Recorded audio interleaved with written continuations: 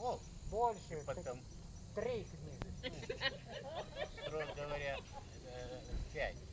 Я хочу сказать, что первое издание, второе, третье, все дополненные. А Погромче, потом еще погромче. один. Так что 2 книжечки.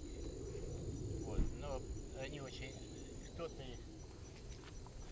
Вперед, погромче. Умоляю тебя, я ничего не слышу. Я буду громко. Мне 90 лет, я плохо слышу.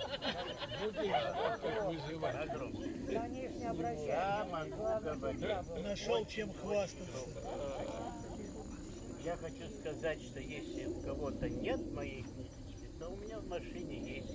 Вы можете со мной, когда мы закончим, я вам принесу. Вот. Лёва, у меня Мои- нету. А? У меня нету. Не может. Позор тебе. Все у меня будет. И книги кто, раз уж меня вытащили, зачем, не знаю. У каждого может быть кумир. И для нашего Юлия очень сильный поэт Марина Цветаева кумир. И это очень показательно, потому что Ну Цветаева, там про Юлю я не расслышал. Цветаеву трудно читать, вы поймите.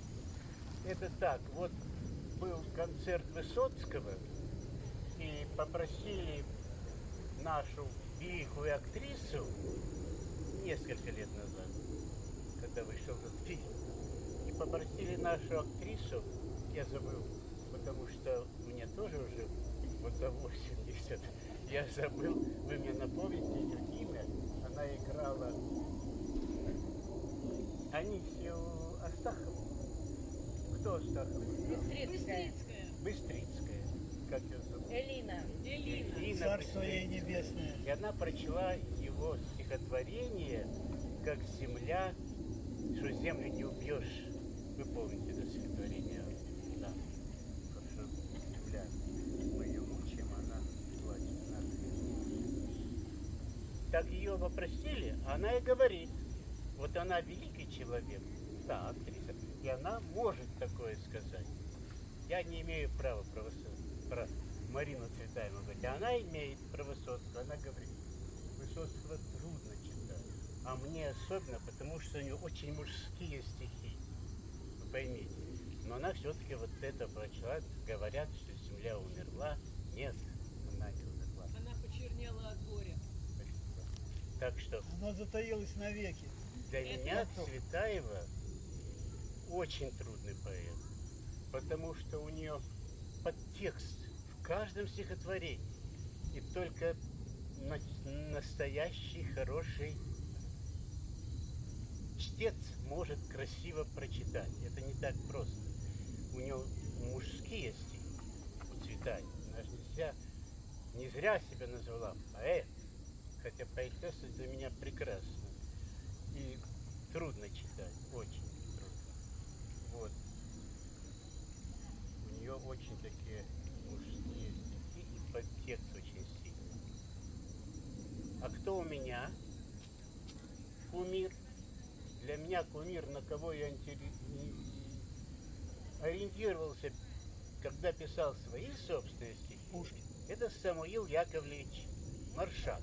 Вот его сонеты – это вершина творчества.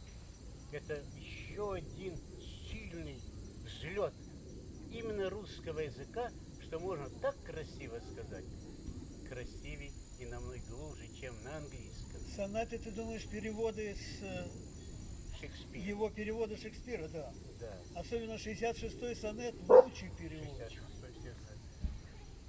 И каждая строчка, каждое слово на своем месте, и каждая строчка мысль понятная и законченная, и очень сильная.